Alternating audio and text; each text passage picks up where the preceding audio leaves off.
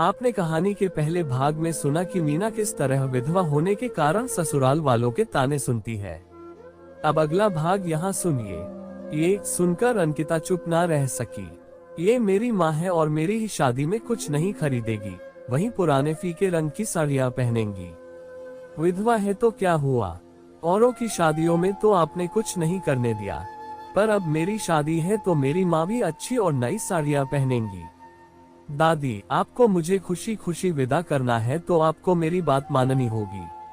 अंकिता ने जिद से 2 साड़ियाँ उन्हें दिला दी। जब बारात आई तो दूल्हे की आरती का समय आया तो अंकिता जिद पर अड़ गई कि मेरे होने वाले जीवन साथी की आरती मेरी मम्मी ही करेगी, तभी मैं शादी करूंगी।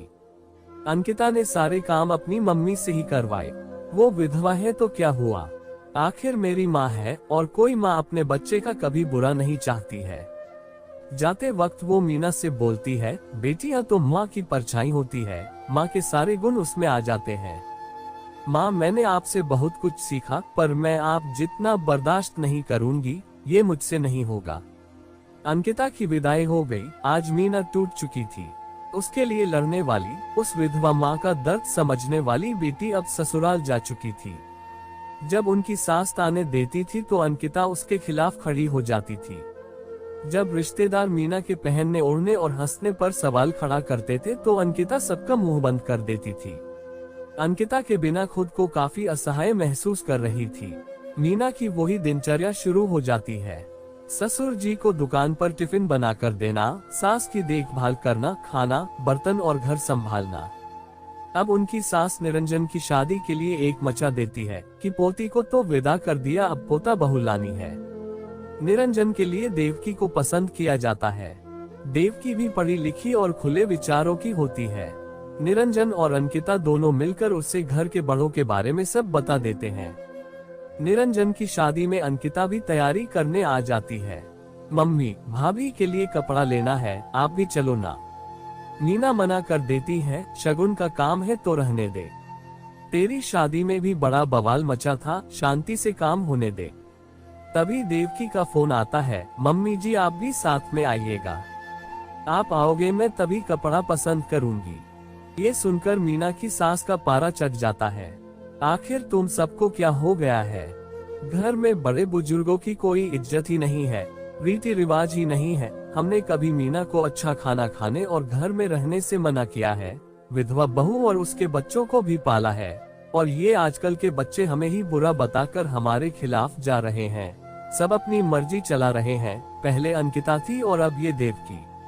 अभी तो ये घर में आई भी नहीं है और अभी से अपनी ही चलाने लगी है। ये लड़की इस घर में तो नहीं निभा सकेगी। आखिर बेटी को तो बर्दाश्त कर लिया, पर ऐसी बहू को बर्दाश्त नहीं करूंगी। अपनी सास की बात सुनकर आज मीना बिफर गई। माँ जी, मैंने बहुत बर्दाश्त कर लिया, पर अब और नहीं। जो बहू अभी घर में आई नहीं उसके लिए मैं इतना सब नहीं सुनूंगी। आखिर आप मुझे हर समय ताना क्यों देती रहती है, और अब मेरी होने वाली बहू को भी दे रही है। मेरी क्या गलती थी, संगत आपके बेटे की बुरी थी। आपने शादी के समय कुछ बताया नहीं। उनकी गलती की वजह से, ज्यादा शराब पीने की वजह से उनकी जान चली गई और आप कहते हो मैं अपने ही पति को खा गई हूँ। माँ बीजी, आप भी एक पत्नी हो, आपके साथ में सब होता तो आप भी बर्दाश्त कर लेती। ये तो भाग्य है, मेरे भाग्य में पति का सुख इतना ही लिखा हुआ था। विधवा हुई तो इसमें मेरी क्या गलती है। हर सुहागन अपने पति की लंबी उम्र के लिए व्रत रखती है, अपने पति का भला चाहती है, फिर उसकी मौत के लिए उसे ही जिम्मेदार क्यों ठहराया जाता है। एक तो मैं विधवा हूँ, उस पर माँ हूँ। अपने बच्चों के लिए मैंने सब कुछ सहन किया, आप सबके ताने सहे, अपनी इच्छाओं को मारा, बस रसोई में कैद होकर रह गई। आप कभी मुझे किसी पारिवारिक समारोह शादी में नहीं ले गए। क्या विधवा को जीने का कोई अधिकार नहीं है? नए कपड़े पहनने और अच्छा खाने और हंसने बोलने, बाहर घूमने फिरने का अधिकार नहीं है?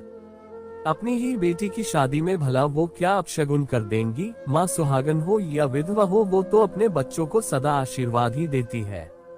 आपने मुझे और मेरे बच्चों को पाला है क्योंकि ये आपकी जिम्मेदारी थी। आपने मुझ पर कोई एहसान नहीं किया है। आप गाजे बाजे से मुझे बहू बनाकर लाई थी। ये बच्चे आपके बेटे के ही हैं, मैं अपने मायके से नहीं लाई थी। अपनी विधवा माँ का दर्द उसकी बेटी ने समझना चाहा तो आपको बहुत बुरा लगा, और अब निरंजन और देवकी मेरा दर्द समझकर मुझे खुशी दे रहे हैं तो आपको परेशानी है। विधवा हूँ तो क्या हुआ, कोई खुशी पाने का मुझे हक नहीं है।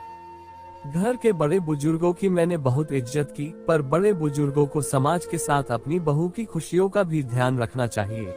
ये उनकी जिम्मेदारी है कि वो जिसे बहू बनाकर लाए हैं उसके चेहरे पर सदा हंसी कायम रहे। विधवा माँ बच्चों के लिए अपशगुनी नहीं होती है, ये बात बच्चों को समझ आ गई है पर आपको समझ नहीं आती। आज मीना ने बरसों का गुबार निकाल दिया था। वो रोने लगी। अंकिता और निरंजन ने उसे सहारा दिया। सामने उनकी होने वाली बहू देवकी खड़ी थी।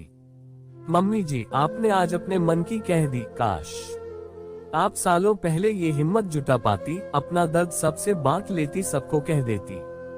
कोई बात नहीं, अब अंकिता दीदी तो अपने घर चली गई है, पर मैं अंकिता दीदी की जगह आपकी बेटी बनकर आ रही हूँ। मैं अपनी माँ का पूरा ध्यान रखूंगी। मेरी शादी की हर रस्म और रिवाज आपके हाथों से ही होंगे। कोई भी माँ अपने बच्चों के लिए कभी अपशगुनी नहीं होती है। आज मीना की सास चुप थी। वो कुछ कह ना सकी क्योंकि उनकी विधवा बहू का दर्द उसके अपने बच्चे समझ चुके थे। निरंजन के सिर पर सेहरा सजा, वो दूल्हा बनकर देवकी को ब्याह कर ले आया। जब देवकी घर की दहलीज पर खड़ी थी तो उसने जिद कर ली, मम्मी जी ही हम दोनों की आरती उतारेगी, तभी मैं अपने ससुराल में कदम रखूंगी। पर आज मीना जरा भी नहीं घबराई, अपने बेटे बहू की आरती उतारी और देवकी अंदर आ गई। नीमा और मीना की सास का चेहरा उतर गया। दोस्तों, विधवा माँ का दर्द उसके ससुराल वाले कभी नहीं समझ सकते हैं। उसके अपने बच्चे ही सहारा होते हैं, जिनकी वजह से वो पति के बिना भी अपना जीवन गुजार देती है। विधवा किसी के लिए भी अपशगुनी नहीं होती है। दोस्तों, उम्मीद करता हूँ कि यह कहानी आपको अच्छी लगी होगी। ऐसी ही मजेदार कहानी सुनने के लिए हमारे चैनल को सब्सक्राइब जरूर करें। धन्यवाद।